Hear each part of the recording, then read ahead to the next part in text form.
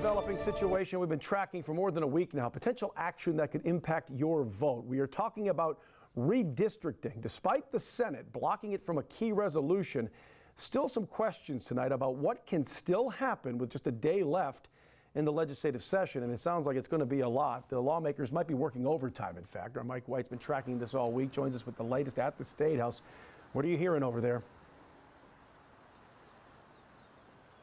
Yeah, Brian, despite the House Judiciary Committee voting to advance the proposed congressional maps to the House floor, yesterday's Senate vote is looking very well like that. It put an end to that. But the two words to keep an eye out for right now is special session. And the word here at the State House is that it's looking like Governor McMaster will be calling for a special session, despite just last week saying that he has no intentions on doing so. It is basically up to the governor now to call us back in a special session and to try to get this thing done. And he has to do that very, very quickly.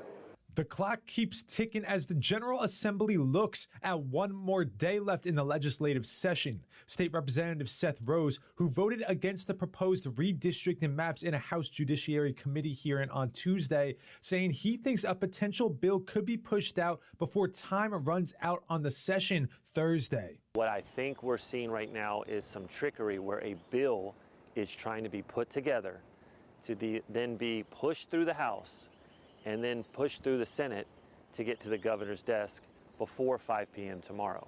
We are already heavily gerrymandered. We are the most gerrymandered Republican state in the country already. On Tuesday, Senate Majority Leader Shane Massey speaking against a plan to redistrict despite President Donald Trump calling on state Republicans to support the proposal. State Representative Jordan Pace disagreeing, saying the proposed maps are simply stronger.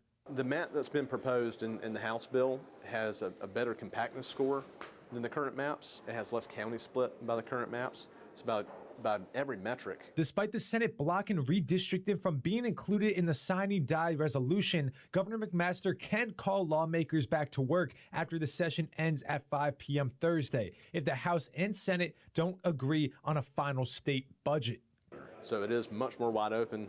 The Senate could take up the maps, they could take up a pro-life bill, they could take up anything that they wanted to, and the same thing in the House. Privately, even the people who are pushing this and supporting this have concerns about it. Now, multiple sources indicate that Governor McMaster will be calling for a session. However, there's nothing official yet about that decision. Now, over these last 2 weeks, McMaster has been adamant that the redistricting issue is up to lawmakers and that he has no intentions on calling for a special session.